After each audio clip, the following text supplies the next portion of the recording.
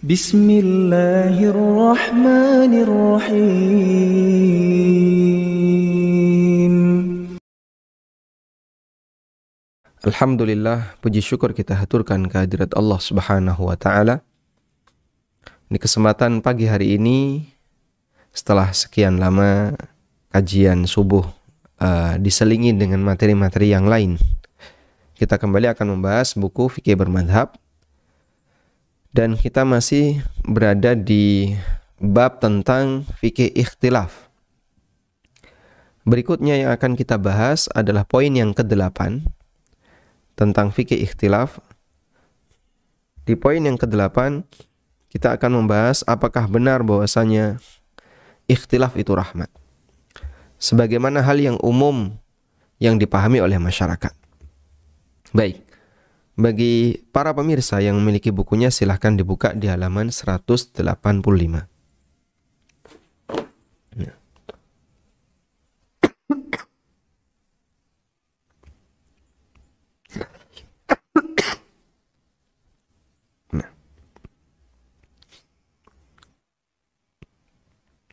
Di poin ke-8 kita akan membahas, benarkah ikhtilaf itu rahmat? Terdapat sebuah hadis yang menyatakan ikhtilafu ummati rahmatun. Perbedaan yang terjadi di kalangan umatku adalah rahmat. Sekarang kita akan membaca status hadis. Para ulama hadis menegaskan bahwa hadis ini statusnya adalah hadis yang tidak memiliki sanad. Mereka menyebutnya dengan hadis la aslalahu. Mereka menyebutnya dengan sebutan hadis yang la aslalahu. Artinya adalah sebuah pernyataan yang terkenal di masyarakat. Anda bisa catat, makna dari hadis la aslalahu adalah sebuah pernyataan yang terkenal di masyarakat, tetapi tidak memiliki sumber sama sekali dalam literatur hadis. Tidak memiliki sumber sama sekali dalam literatur hadis. Dengan demikian bisa dipastikan bahwa itu bukan sabda Nabi sallallahu alaihi wasallam.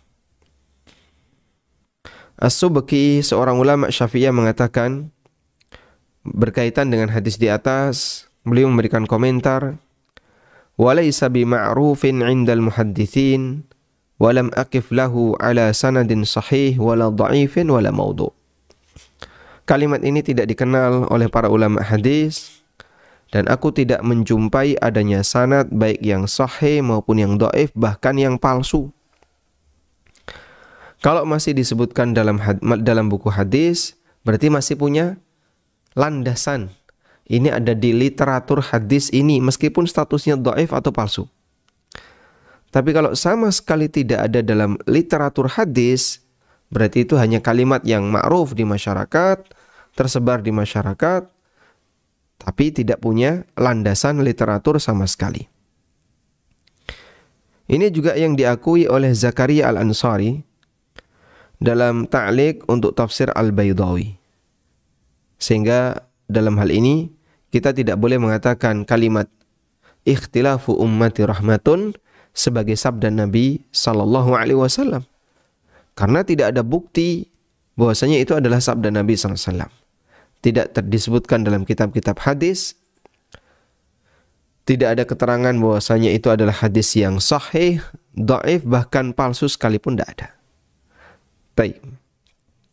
Perlu diperhatikan, perkataan tersebut bukanlah hadis, sehingga kita tidak boleh mengatakan Nabi sallallahu alaihi wasallam bersabda, "Perbedaan pendapat di tengah umatku adalah rahmat." Jika kita mengatakan bahwa Nabi sallallahu alaihi wasallam bersabda lalu menyebutkan kalimat ini, padahal itu bukan kalimat yang disampaikan oleh Rasulullah sallallahu alaihi wasallam,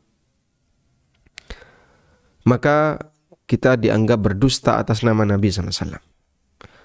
Sehingga kita perlu hati-hati ketika ada orang yang mengatakan Rasulullah sallallahu alaihi wasallam bersabda, "Ikhtilafu ummati rahmatun." Perbedaan pendapat yang terjadi di antara umatku adalah rahmat. Padahal Nabi sallallahu alaihi wasallam tidak pernah bersabda demikian. Ketika Nabi SAW tidak pernah bersabda demikian, dan kita menyatakan Nabi SAW bersabda seperti itu, berarti itu termasuk di antara bentuk kedustaan atas nama Nabi SAW, dan itu bukan dosa yang ringan. Itu bukan dosa yang ringan, tapi kesalahan yang besar. Selanjutnya, apakah betul bahasanya kalimat itu adalah keterangan tabi'in? Apakah betul bahwasanya kalimat itu adalah keterangan di kalangan ulama tabi'in? Imam Ibnu Baz rahimahullah pernah ditanya tentang hadis di atas. Lalu beliau menjelaskan, "Laisa min kalamin Nabi sallallahu alaihi wasallam. Innama huwa min kalami ba'di tabi'in. Wan Nabi sallallahu alaihi wasallam lam yaqul hadza alaihi salatu wassalam." Kata beliau, kalimat ikhtilafu ummati rahmah bukan sabda Nabi SAW. Namun itu adalah perkataan sebagian ulama tabi'in. Nabi SAW tidak pernah menyampaikannya. Bagaimana redaksi kalimatnya tabi'in? Ba'du tabi'in qal, sebagian ulama tabi'in mengatakan, ma ara ashaban Nabi sallallahu alaihi wasallam ikhtalafu illa rahmatan min Allah. Kata ulama tabi'in, tidaklah aku melihat adanya perbedaan di kalangan para sahabat Nabi SAW, kecuali itu merupakan rahmat dari Allah. Yakni, maksud dari tabi'in ini adalah hatta yanzural mujtahidu wa yata'ammalu dalil. Sehingga para ulama mujtahid punya kesempatan untuk yanzur, untuk meneliti, wa yata'ammal ad-dalil, dan dia bisa merenungkan dalil yang ada. Maka seorang ulama mujtahid di kalangan tabi'in dan generasi setelahnya, ketika dihadapkan pada ikhtilaf di antara para sahabat, mereka punya kesempatan untuk belajar lebih. Sahabat ini mengatakan demikian, sahabat ini mengatakan demikian, sahabat ini mengatakan demikian. Bagi sebagian ulama tabi'in, ini rahmat bagi kami jika ada perbedaan di kalangan para sahabat. Tayyib. Riwayat tabi'in yang dimaksud adalah keterangan Al-Qasim bin Muhammad, cucu Abu Bakar As-Siddiq radhiyallahu anhu, yang merupakan salah satu dari 7 ulama tabi'in yang bergelar Fuqahaul Madinah. Ibnu Sa'ad dalam At-Tabaqat Al-Kubra dari jalur Aflah bin Humaid bahwa Al-Qasim bin Muhammad pernah mengatakan, kana ikhtilafu ashabi Rasulillah sallallahu alaihi wasallam rahmatan linnas. Perbedaan yang terjadi di antara para sahabat Rasulullah sallallahu alaihi wasallam adalah rahmat bagi manusia. Perbedaan yang terjadi di antara para sahabat Nabi sallallahu alaihi wasallam adalah rahmat bagi seluruh umat manusia. Karena mereka adalah orang-orang yang istimewa, murid-muridnya Nabi sallallahu alaihi wasallam. Dan ketika mereka berbeda pendapat, berarti mereka mendapatkan riwayat yang berbeda, kemudian dipahami yang berbeda oleh para murid Rasulullah SAW. Baik, artinya begini ya, perbedaan pendapat di kalangan para sahabat itu sebagai rahmat. Yang pertama, memberi kesempatan bagi para generasi setelahnya untuk lebih bisa belajar. Yang kedua, dengan adanya perbedaan di kalangan para sahabat, memberikan kita sebuah kesimpulan bahwa para sahabat dalam masalah ini tidak ijma', tidak sepakat. Dan antara satu sahabat dengan sahabat yang lain, mereka beristihad. Sehingga kita bisa meniru bagaimana cara mereka beristihad dan mereka tidak saling memaksakan pendapat. Nah, apakah kemudian ini berlaku untuk ikhtilaf secara umum? Jawabannya tidak. Yang dikatakan oleh para ulama tabi'in adalah ikhtilaf di kalangan para sahabat. Baik. Kemudian khilaf itu rahmat ataukah azab? Khilaf itu, perbedaan pendapat itu rahmat ataukah azab? Jika kita diminta untuk membandingkan mana yang lebih baik antara ada khilaf ataukah tidak ada khilaf? Mana yang lebih baik antara ada khilaf ataukah tidak ada khilaf? Dengan logika sederhana kita bisa memilih jawaban yang kedua. Lebih baik tidak ada khilaf. Alasannya, persatuan dan kesepakatan itu lebih menenangkan. Sehingga kalau misalnya seorang anak mereka menghormati orang tua. Menurut anak, mana yang lebih baik? Mana yang lebih baik? Orang tua sering cekcok, beda pendapat, ataukah orang tua selalu sepakat dengan satu pendapat? Tentu anak akan lebih memilih, saya lebih senang ketika orang tua saya satu pendapat. Mereka kompak. Nah, ini satu contoh dalam sebuah rumah tangga ketika orang tua mereka berbeda pendapat, yang itu sebenarnya adalah kaitannya dengan masalah bagaimana mengatur rumah tangga. Nah, sekarang Anda bisa bayangkan ketika itu berkaitan dengan masalah agama. Pengaruhnya jauh lebih besar. Qatadah menceritakan bahwa pada saat memimpin sholat jamaah haji ketika di Mekah dan di Mina, Nabi SAW, Abu Bakar, dan Umar, serta Utsman di awal pemerintahannya, mereka melakukan sholat zuhur dan asar dengan mengqashar. Sholat zuhurnya dan asarnya dilakukan dengan cara diqashar. Kemudian pada suatu musim haji, Utsman melaksanakan sholat zuhur dan asar sebanyak 4 rakaat tanpa diqashar ketika di Madinah dan di Mina. Mendengar itu, Ibnu Mas'ud radhiyallahu anhu langsung mengucapkan inna lillahi wa inna ilaihi raji'un. Karena bagi para sahabat, mengamalkan sebuah sunnah, komitmen terhadap sebuah sunnah, itu adalah anugerah. Dan meninggalkan sunnah, bagi mereka dipahami sebagai musibah. Baik.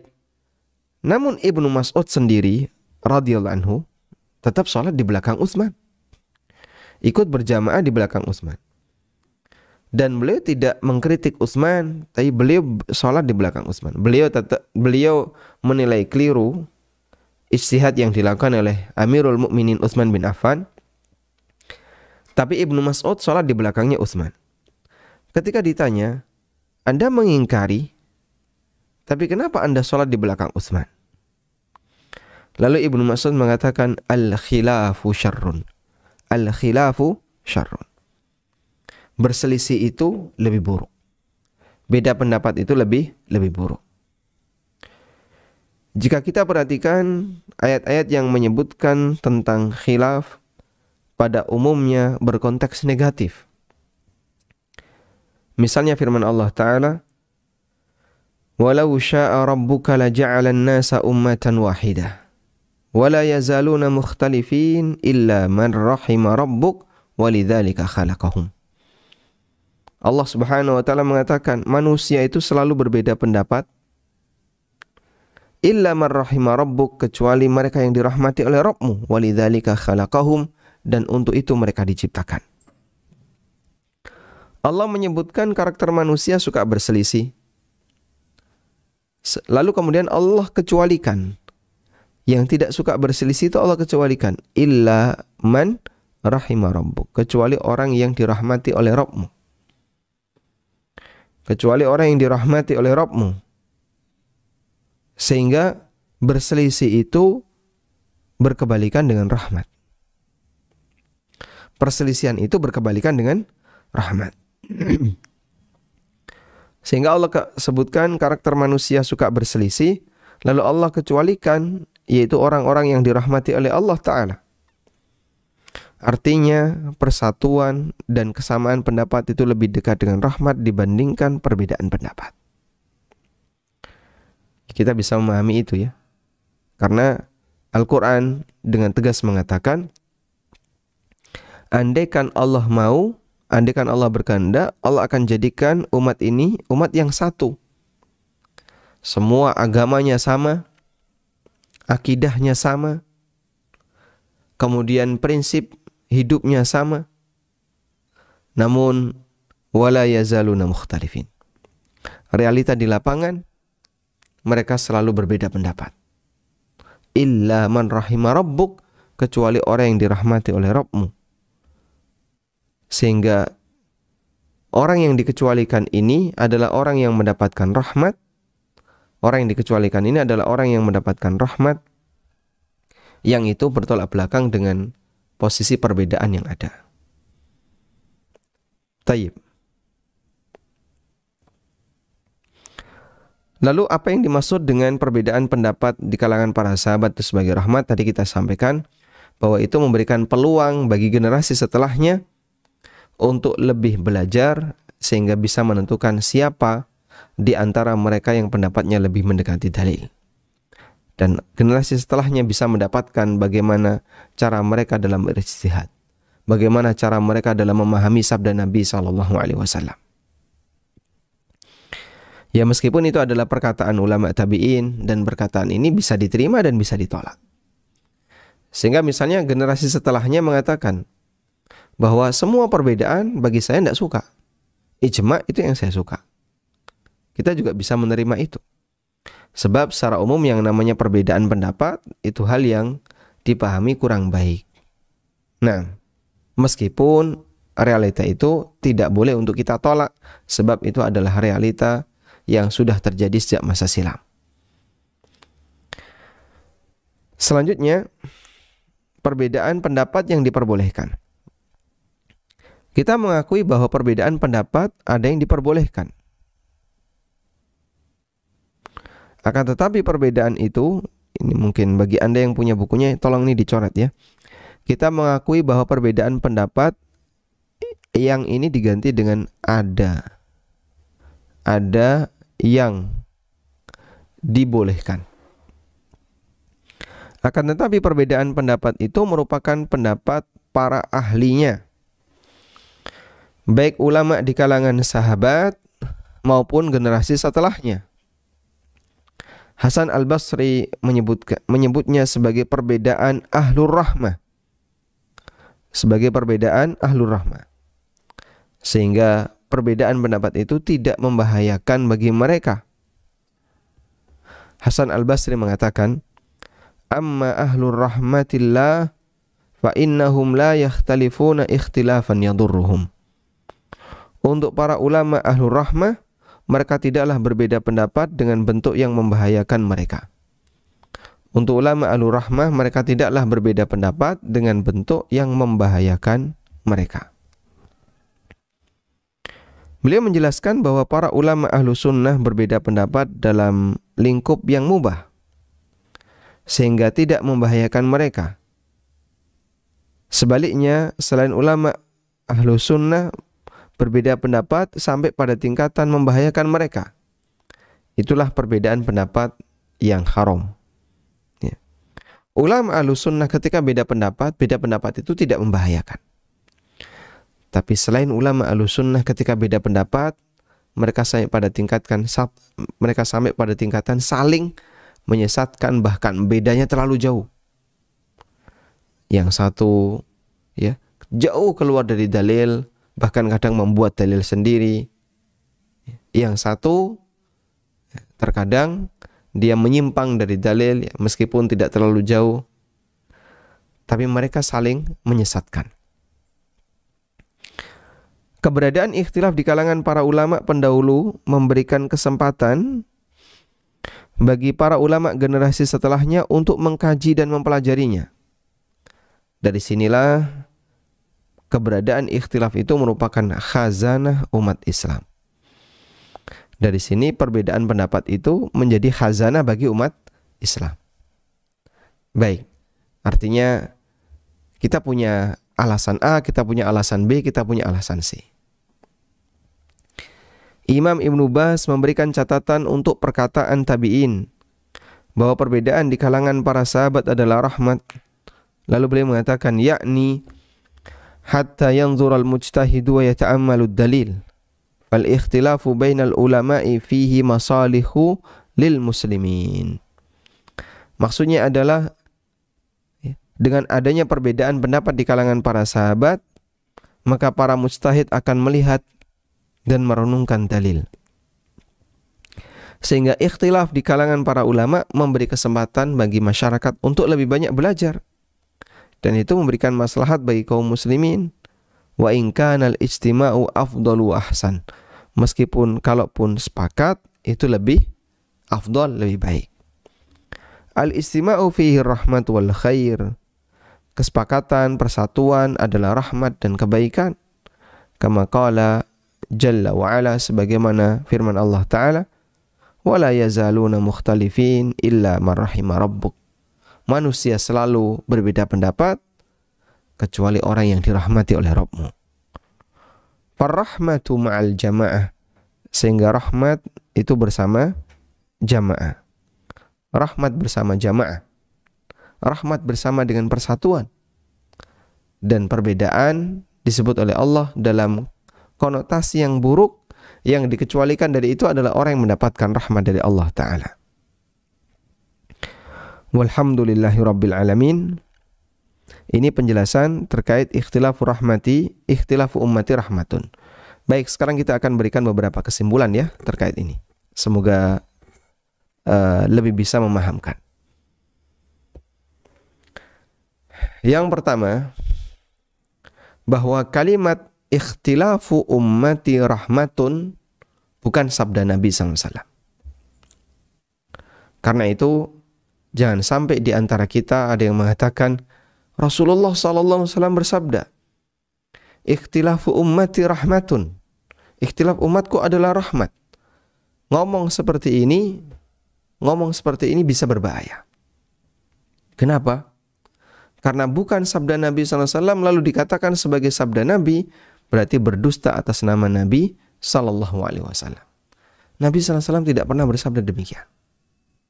Maka jangan dikatakan sabda Nabi SAW. Yang kedua, bahwa ada perkataan di kalangan para sahabat, ada perkataan di kalangan para tabi'in, bahwa ikhtilaf yang terjadi di kalangan para sahabat itu merupakan rahmat baginya. Ikhtilaf yang terjadi di kalangan para sahabat merupakan rahmat baginya. Nah, dan makna bahwasanya perkataan atau ikhtilaf para sahabat adalah rahmat baginya, rahmat bagi masyarakat, adalah adanya ikhtilaf dari para sahabat memberi kesempatan bagi generasi setelahnya untuk lebih bisa belajar terhadap dalil, belajar bagaimana metode ijtihad, dan itu menambah khazanah kaum muslimin. Itu menambah khazanah kaum muslimin. Sehingga kita bisa tiru bagaimana pendekatan yang digunakan oleh Ibnu Mas'ud, bagaimana pendekatan yang dilakukan oleh Ali bin Abi Thalib, pendekatan yang disampaikan oleh Umar, yang disampaikan oleh Abu Bakar. Adanya pendekatan-pendekatan ikhtilaf itu akan membuat kita lebih banyak untuk belajar. Masya Allah. Tayyib. Kemudian yang ketiga, atau yang keempat ya. Yang ketiga tadi penjelasan tentang ikhtilaf sahabat sebagai rahmat.